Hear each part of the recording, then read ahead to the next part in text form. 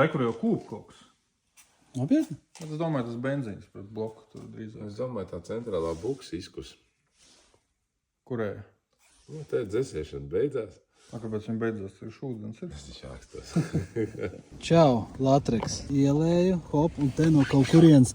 No šejienes. Varētu būt, ka no šejienes pila. Uz čanku. Nav liela, protams, bet tā vai tā viņš izmānīja. Rekur tev. Kas tur ir? Viņš ir nost. Krāna. Krāns nemazina.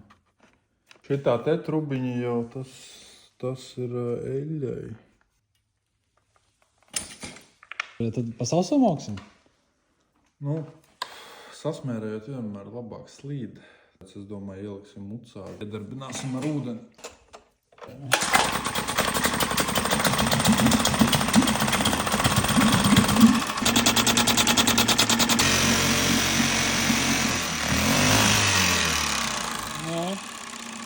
Viss strādā.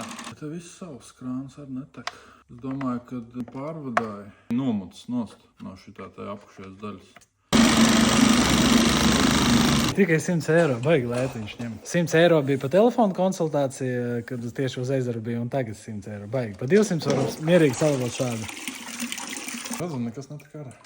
Viņš no te bija vaļā visu laiku. Tad viņi uzlika uz sānu, un te satecēja tev, Karburātoru? pa šeit iztecēja ārā. Pa ieplūdu iztecēja ārā. Šeit kaut kur tāds benzins. Un tad viņš iztecēja ārā pa šito te drenāžu šļūteni. Labais sanāk, ka kaut kāda maza problēmiņa, bet ļoti viegli atrisinājām ar humoru. Brauc, protams, blogi ar spīgi sākās.